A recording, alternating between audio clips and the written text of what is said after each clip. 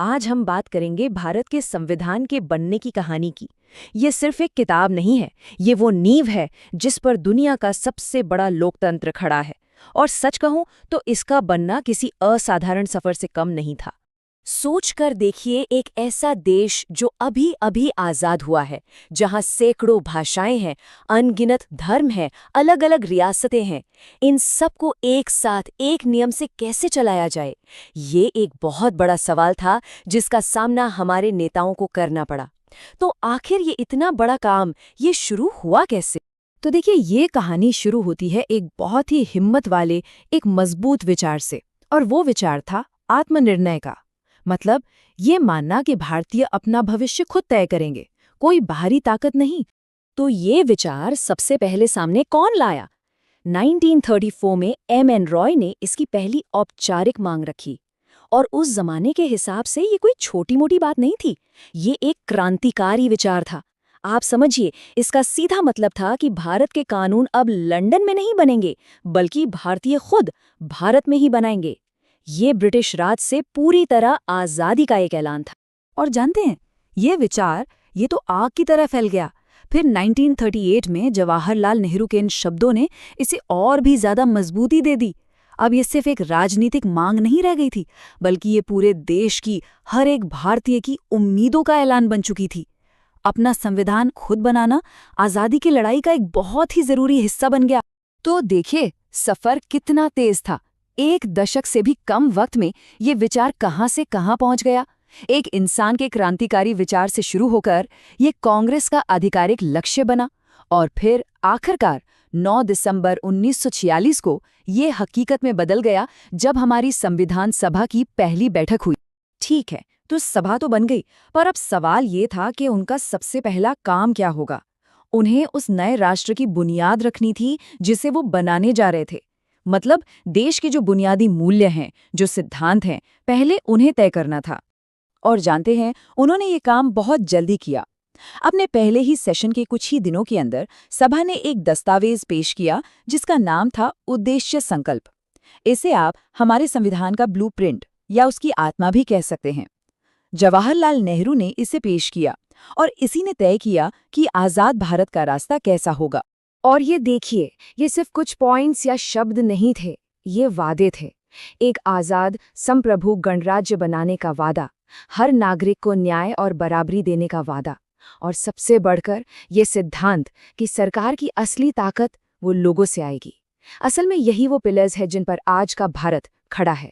जैसा कि नेहरू ने खुद कहा, ये एक गंभीर प्रतिज्ञा थी, और ये संकल्प इतना ज्यादा जरूरी था कि इसके जो आदर्श थे वो सीधे सीधे हमारे संविधान की प्रस्तावना यानी प्रियम्बल का हिस्सा बने। वाकई ये हमारे संविधान की आत्मा है। तो ठीक है, ब्लूप्रिंट तो तैयार हो गया, पर अब सवाल था कि इस नक्शे को हकीकत की इमारत में कौन बदलेगा। चलिए अब मिलते हैं उन लोगों से, उन समितियों से जिनके कंधों पर भारत के भविष्य को बनाने की जिम्मेदारी थी। 22, जी हाँ, पूरी 22 कमेटियां बनाई गईं। ये कोई छोटा मोटा काम नहीं था, इसलिए हर एक पहलू पर गहराई से काम करने के लिए इतनी समितियां बनी। सोचिए, केंद्र राज्य के रिश्तों से लेकर मौलिक अधिकारों तक हर चीज के लिए एक अलग टीम काम कर रही थी। और इन कमेटियों को कौन लीड कर रहा था? आज़ादी के लड़ाई के सबसे बड़े चेहरे, जैसे यूनियन की पावर से जुड़े मामले जवाहरलाल नेहरू देख रहे थे। प्रांतों को एक साथ लाने का जिम्मा सरदार वल्लभ भाई पटेल के पास था। और हाँ, शायद सबसे जरूरी कमेटी, ड्राफ्टिंग कमेटी, उसकी अध्यक्षता कर रहे थे डॉक्टर B.R. अम्बेडकर, जिन्हें भारतीय संविधान का मुख्य वास्तुकार भी कहा जाता है। लेकिन ये कहानी सिर्फ पुरुषों की नहीं है। ये जानना बहुत जरूरी है कि संविधान सभा में 15 महिलाएं भी शामिल थीं, जिनकी आवाज और जिनका योगदान बहुत कीमती था। इनमें हंसा मेहता जैसी बड़ी शिक्षाविद थीं, दाक्षायणी वेलायुधन जो सभा की अकेली दलित महिला सदस्य थीं, बेगम एजाज रसूल अकेली मुस्लिम महिला सदस्य, और राजकुमारी अमृत कौर जो आगे चलकर भारत की पहली हेल्थ मिनिस्टर बनी। इनके होने से ये पक्का हुआ कि नए भारत की नींव में बराबरी और सबके समावेश का विचार मजबूती से रखा जाए। और अब हम पहुंचते हैं इस कहानी के आखिरी, सबसे अहम पड़ाव पर। वो मोड़ जहां सालों की मेहनत, बहस और लगन आखिरकार रंग लाई और देश को अपने स्थायी प्रतीक मिले। और वो दिन आ ही गया। सोचिए, 2 साल, 11 महीने और 18 दिन, इतनी लंबी और कड़ी मेहनत के बाद दुनिया का सबसे लंबा लिखा हुआ संविधान बनकर तैयार था। और 26 नवंबर 1949 को भारत के लोगों ने इस संविधान को अपनाया, इसे खुद को सौंपा। ये वाकई एक ऐतिहासिक पल था। फिर जब 26 जनवरी 1950 को हमारा संविधान पूरी तरह से लागू हुआ, उसी दिन देश ने अपने राज्य के प्रतीक को भी अपनाया। ये अशोक के सिंह स्तंभ से लिया गया है, जो शक्ति और साहस को दिखाता है। और इसके नीचे क्या लिखा है? सत्यमेव जयते, यानी हमेशा सच की ही जीत होती है। ये इस नए गणराज्य के मूल्यों की एक बहुत ही पावरफुल याद दिलाता है। और यहीं पर आकर हम एक बहुत जरूरी सवाल पर रुकते हैं। एक ऐसा दस्तावेज जो 75 साल से भी पहले लिखा गया था, वो आज भी दुनिया के सबसे बड़े लोकतंत्र को कैसे चला रहा है?